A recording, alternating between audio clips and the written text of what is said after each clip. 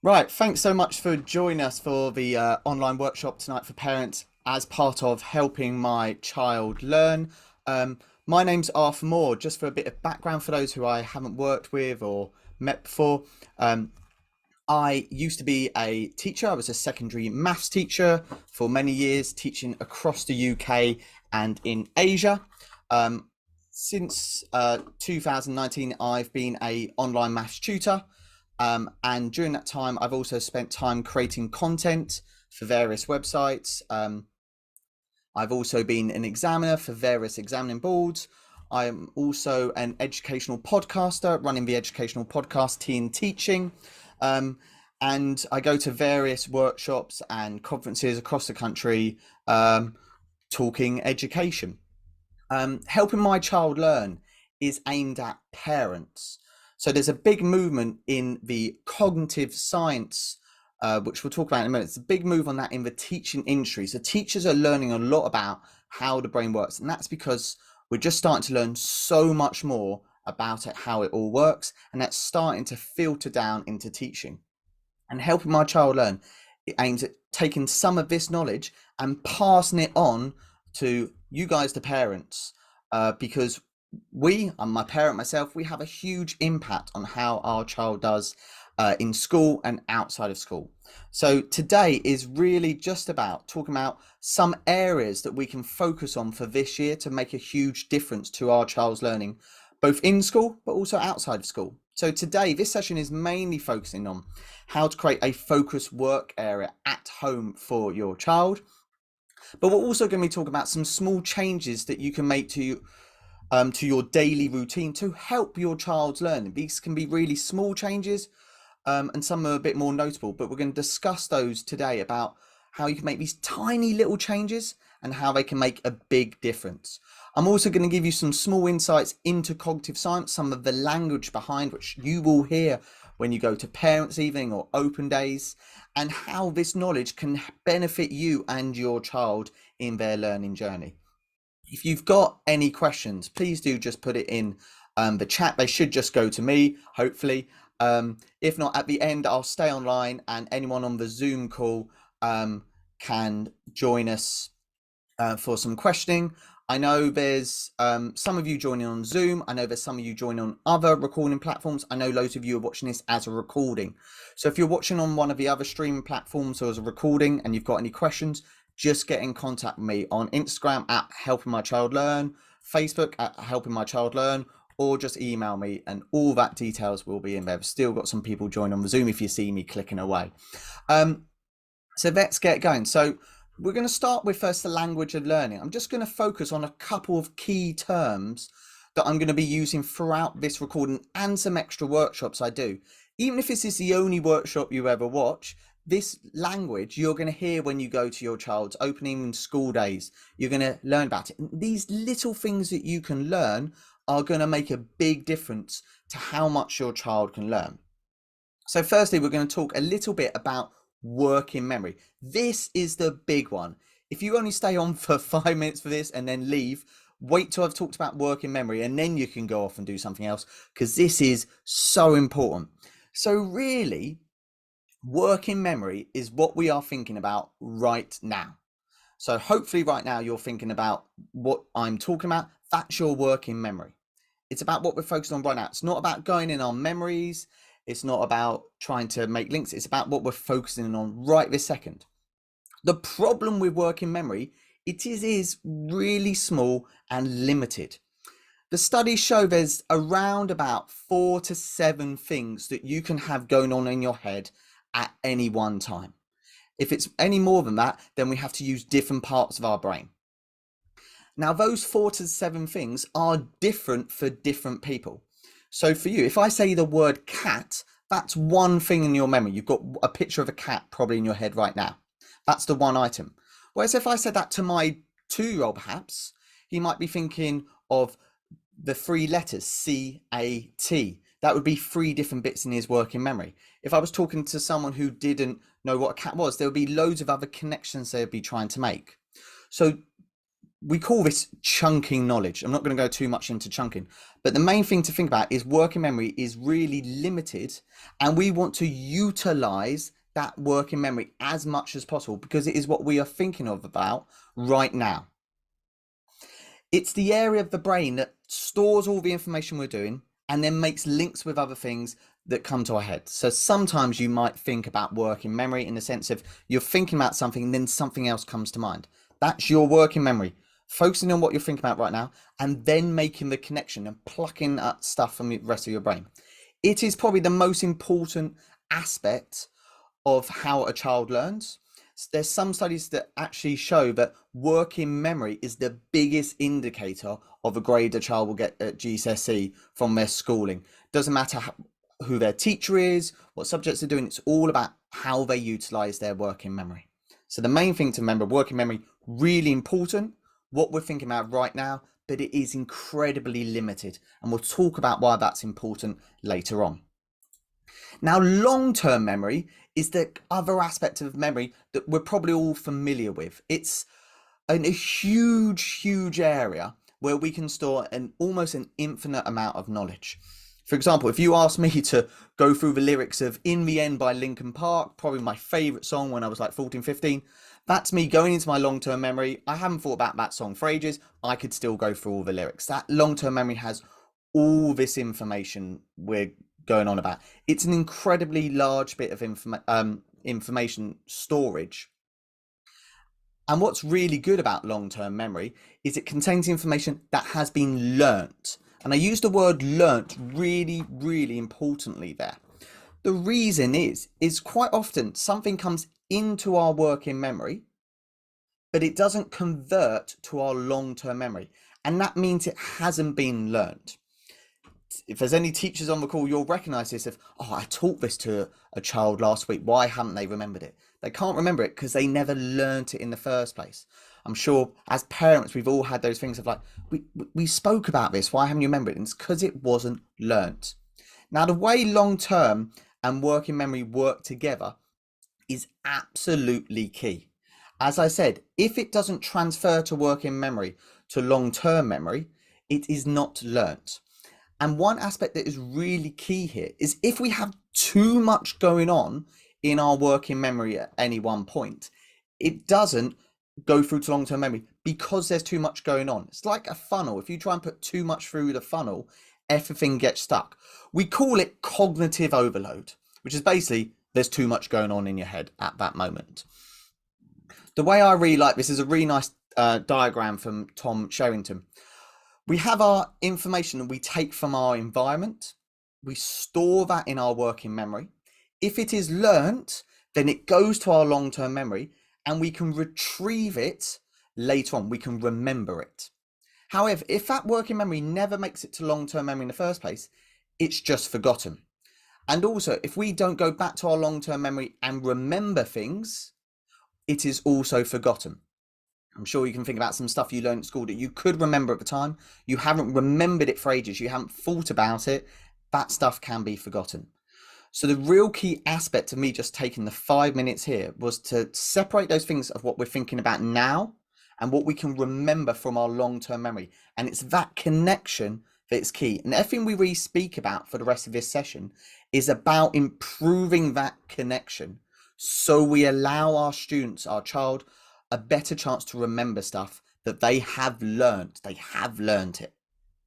So I'll just leave that diagram up. These slides will all be available. You'll get these all. But just take a moment just to look at that before we go on to the next bit.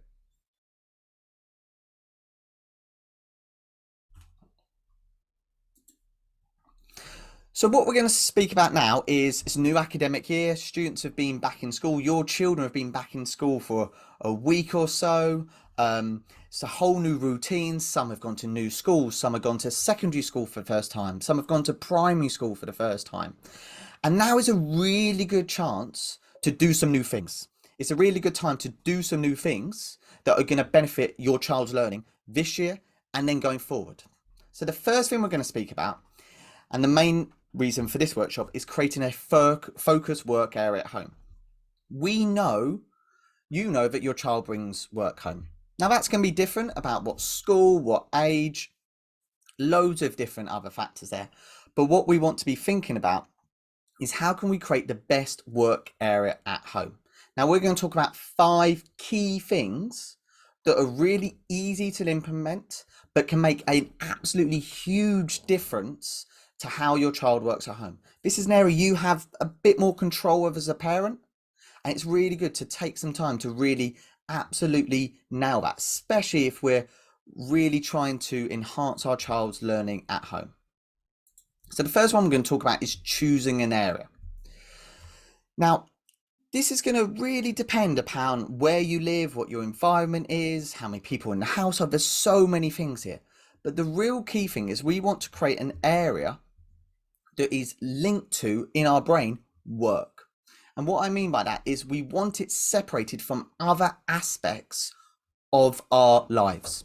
So I don't know about you, but if I'm doing some work from home, I work from home. I find it really hard to work somewhere where I associate with another aspect. So I would never work in my bed at a laptop because I associate that area with sleep. I wouldn't work in front of a TV. I associate that area with relaxation.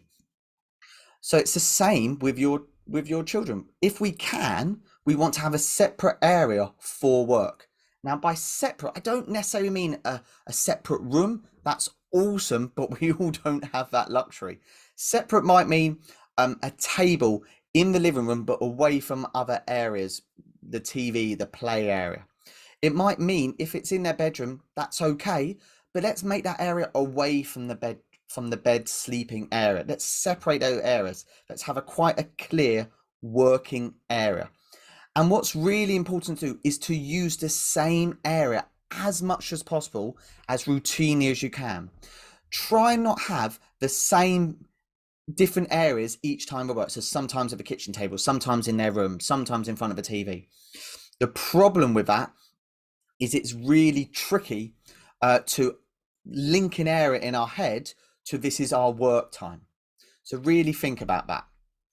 Another aspect I think is about reducing distractions. Now, linking this back to what I said earlier, reducing distractions is really about freeing up our working memory to focus on the work we want our child to be doing. So one way in which we can do that is by removing other things off the table. So if they're working at the kitchen table, let's get away your work area. Let's get away your laptop. Let's get away the iPad that we use during cooking. Let's get away the newspaper that's been on there.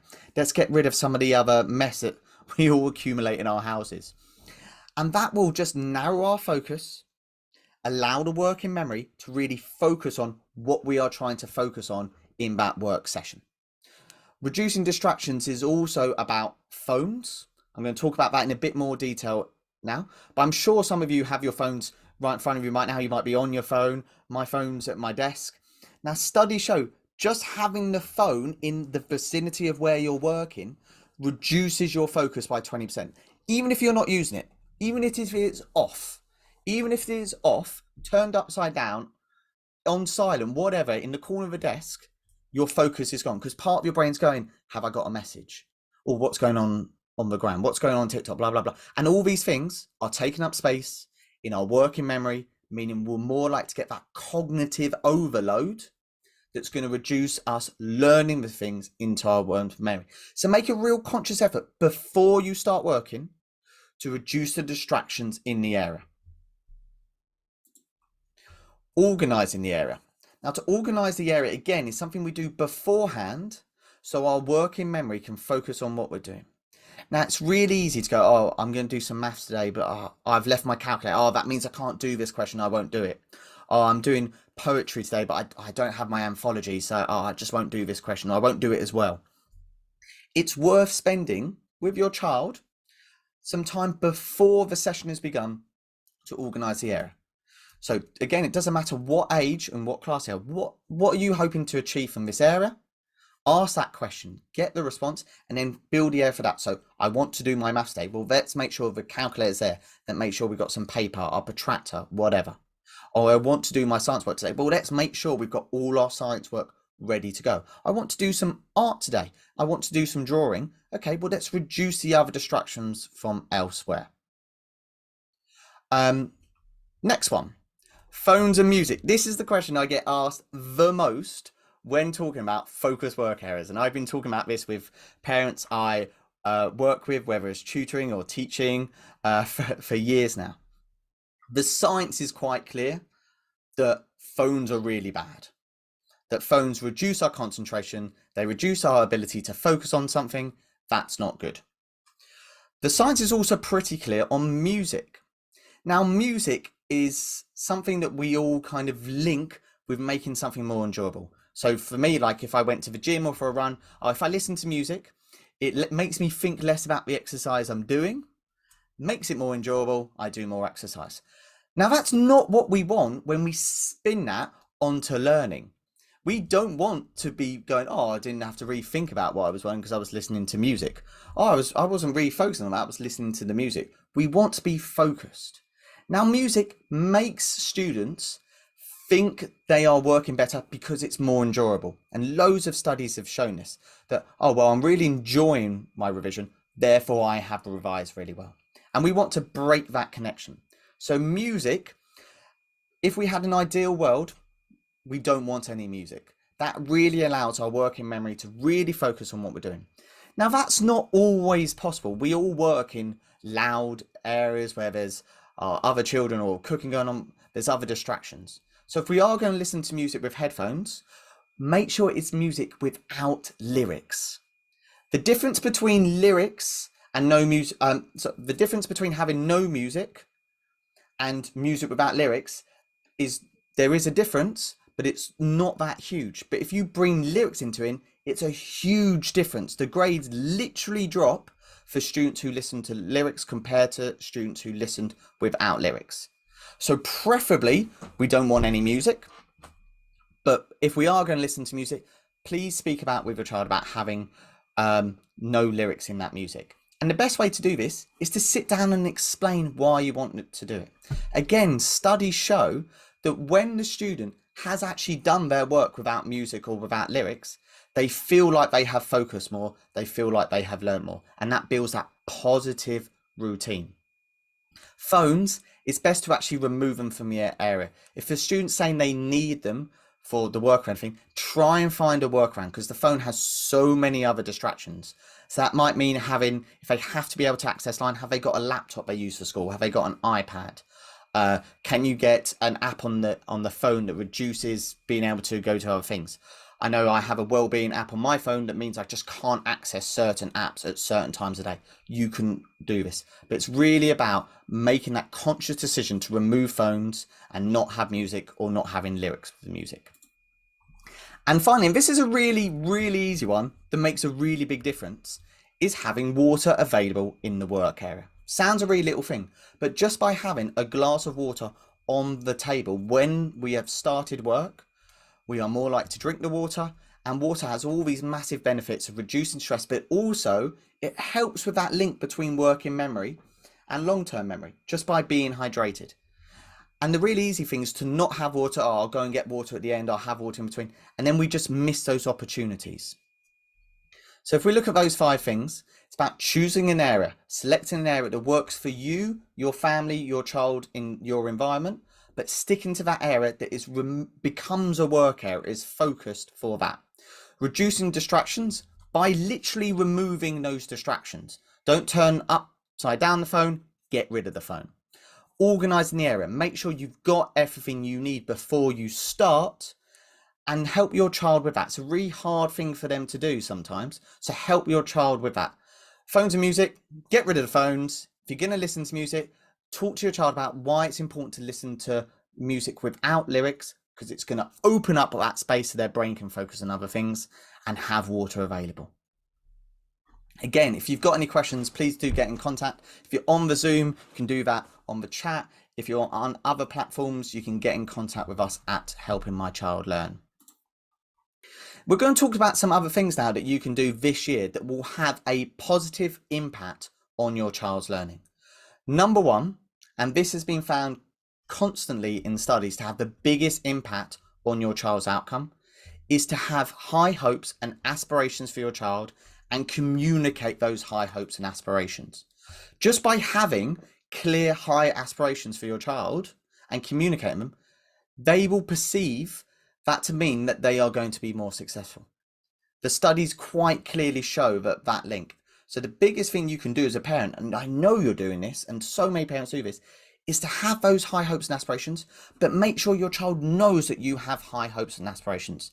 Now, this is not about being unrealistic with your targets. This is not about saying you have to get a 9 in every subject at GCSE. This is about telling your child that you really believe in them and they can do really well in their various subjects, in their sports clubs, whatever. And communicating that is going to build their self-belief, which is going to be really important. Linking to that is having clear communication with your with your child. Now, I've said here to develop and maintain communication about school life, and that's a really easy sentence to write, but we all know it's a really hard thing to implement. It's really hard to ask students about how their day was. It's really hard to ask our children about how their day was. Quite often we just get a one-word response or a really short response. So my advice would be is to build this into your daily habit with your child in a location, a time frame that you both agree to. So for example, if you pick your child up and take them home, well, why don't you say to them, what we are going to do is on the drive home for the first 10-15 minutes, we are going to talk about your school life. Once we get to the roundabout with the traffic lights, then we'll put on the radio, we'll talk about other stuff, we'll talk about what we're doing this evening. But for those first 10 minutes, we are going to talk about this. And try and have that as consistent as possible. And make sure it's something you both agree to. If the drive home doesn't work, you don't pick up the child, well, 10 minutes after dinner, we're going to sit at the table and we're going to have a chat about school. And try and ask open-ended questions. What I mean by that is try and ask, like, what was your best part of the day? What subject do you think you did best in today? And that will lead into conversations. When we ask open-ended questions, we want to start with those open-ended questions, and then we can narrow the focus with our child. So for example, if you want to know how their lessons were today, don't say, well, tell me about lesson 1, lesson 2. It's really narrow. It doesn't allow much time to think. It can be quite off-putting for students and children. So try and ask those open-ended questions. My favorite one is, what were you most proud of that you did today? Or what was your biggest achievement today? What I know, what I've always recommended with some parents is on the way to school, if you can do this, you set your child a challenge, or you get themselves to set themselves a challenge. And on the way home, you can talk about that challenge. So today, what's going to be your challenge? Oh, I'm going to ask a lesson in my maths class. And then when you come back in the car on the drive home, it's a really easy question. Did you manage to ask a question in maths? Yes, I did. What was it about? Oh, it was about this. And before you know it, you've got that conversation. This can be hard to start, but if you do it daily, or as often as you can in the school week, you'll find it becomes part of your routine, and that conversation is going to have so many benefits. Not least, they are remembering what they learnt, so it is stronger in their long-term memory. Reading habits. Now, this is a really obvious and key one, but reading is a really, really good thing. This does not matter upon anyone's age or what they can read or what they like to read. If you read a little bit, it will make a huge difference. Now, my 3 key tips for this are to build reading into your daily routine. So much like what we just spoke about with questions, try and read at the same time each day. It might be when you get home, we're going to sit and read for 10-15 minutes. Before bed, we're going to sit and read. Before bed is a brilliant time to read.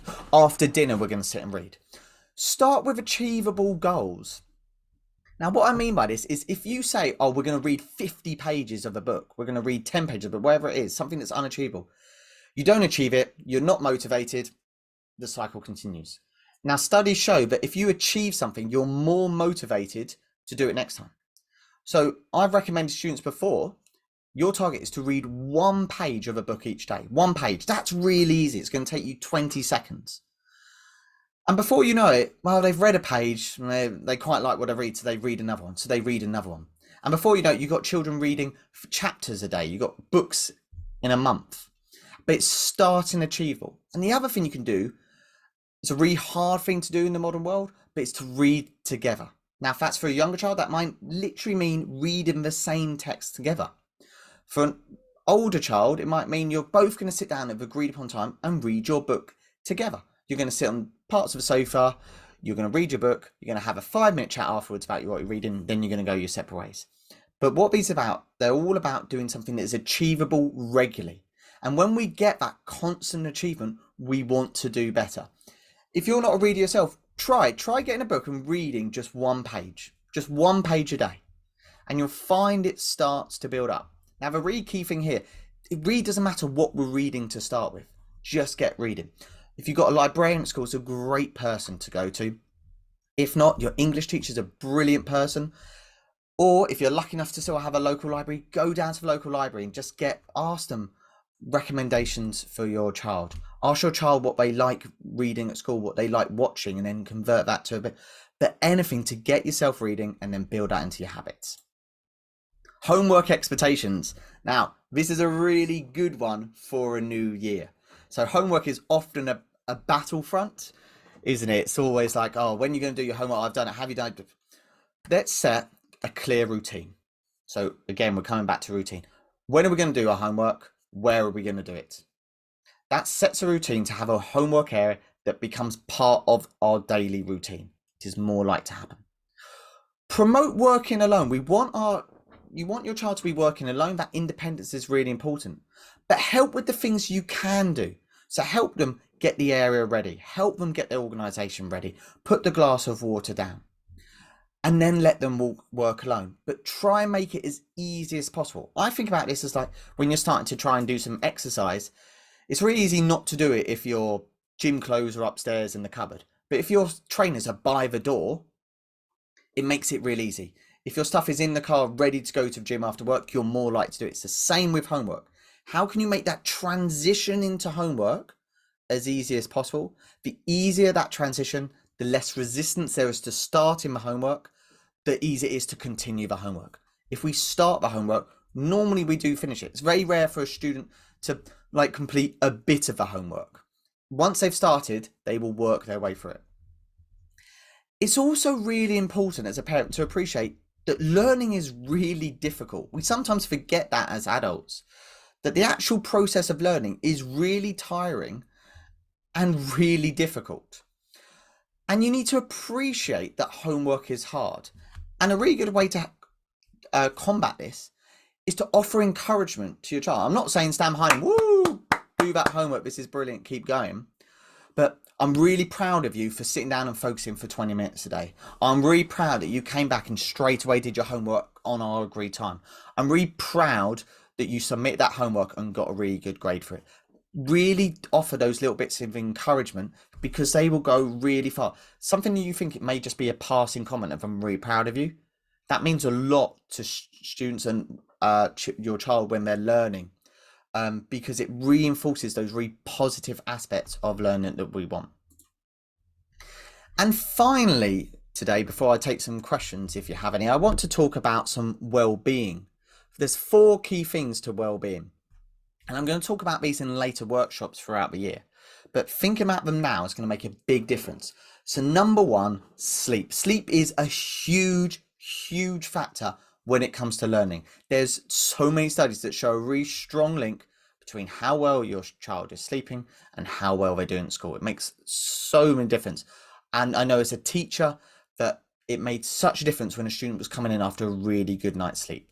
There's some little things you can do with sleep, and it's like a lot of things we spoke about, having a really good routine. And there's some easy things you can do with a routine. Removing the phone from the bedroom or before you go to bed, about half an hour is ideal.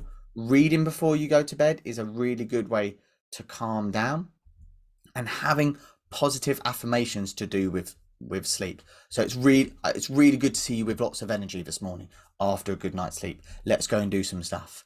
Really get that sleep ingrained in your routine. Another thing that will help with sleep and also massively helpful for grades is exercise. Studies show again and again that students that exercise do better because of all the complicated brain stuff that I don't really understand. There's loads of really good stuff going around the brain when you exercise, and it's a really good thing to get into. Again, exercise does not mean going and doing a 100k run every weekend. It doesn't mean doing loads of exercise and hours of gym. Little things like, should we go for a walk? Can you join a football club? Can you join a netball club? Can you go swimming? These little bits of exercise. And a great way for you as a parent to do this is to model that with your students. So can you go for a walk together? Can you go for a run together? Can you go play football together? Can you play tennis together? But exercise is going to have a huge impact on their sleep and their overall learning.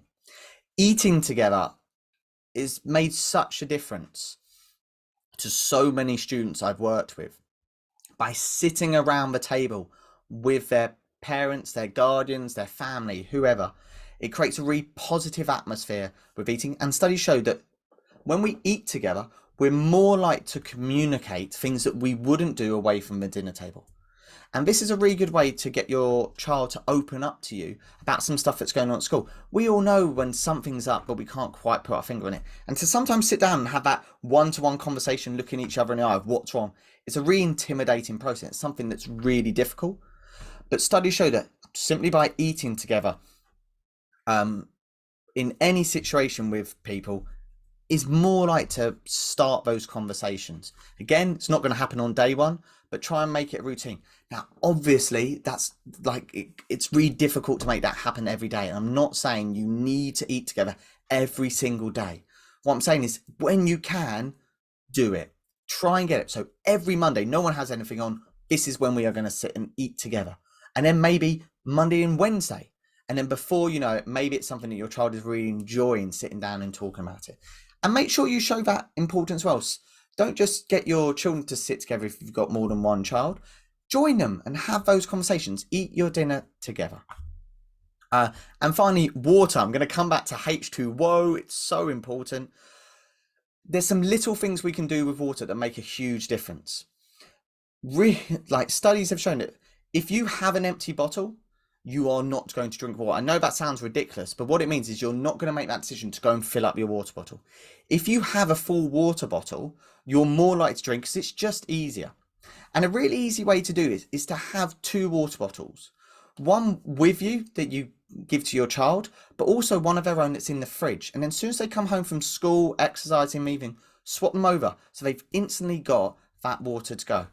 Imagine how nice it is to walk home. You know, you've got to sit down and do your homework, but there's already maybe a little snack and a bit of water there. That's brilliant. That's going to reinforce all these really, really positive things.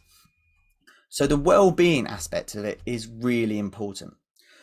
So that's the main things I wanted to cover today in our the first workshop of the year for helping my child learn. I'm going to be putting out loads of videos and PDFs and information on Instagram and Facebook. You can follow us at Helping My Child Learn if you just type that on Instagram, or if you're just helping my child learn, you can get in contact with me on all of those platforms. I'm also on LinkedIn. You can just search for Helping My Child Learn, or you can search for R for More. You'll soon get loads of information with all these slides, but also where you can find out more about me. I'm going to be putting more workshops on this later this year about different aspects of cognitive science and what we can learn from it in order to help your child learn. What this is all about, it's about getting that really good information that is out there and giving it to you, the parents, in these easy digestible chunks that are going to make big differences. So if we think about what we've done today, if you just took a moment to think about 2 things that you could take from this workshop and implement it. So just take 2 minutes, just take a moment to yourself to think about 2 things you can implement.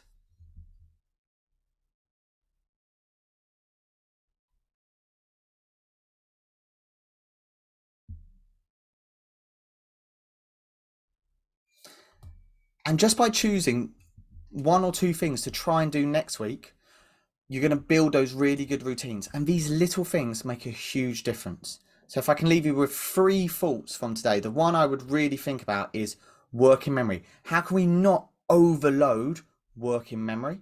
How can you help your child refocus on what they are doing at that moment? Start to build those routines around homework, around reading, around sleep, and make a real conscious effort to try and stick to those routines. And make a point of getting your child to drink water. It's a really easy thing to make a really big difference. I'm going to stay, for those who are on the Zoom call, I'm going to stay online. If you have any questions, just stay on. You can type them in the chat, or if you want to unmute yourself, please feel free. But thank you so much for joining us this evening. Really enjoyed passing on those tips at Helping My Child Learn. If you want to join up for our next workshops, follow that and you'll see when they're coming up. And please tell your friends and everyone where they are. If your school or your PTA clubs want to hear more about this, I can put on free workshops for your PTA clubs, for your parent clubs, for your schools. So just get in contact with me. Have a lovely evening. I'm going to stay on the Zoom, but if anyone does have any questions, please just let me know. If not, feel free to leave and have a lovely evening. Take care. Bye.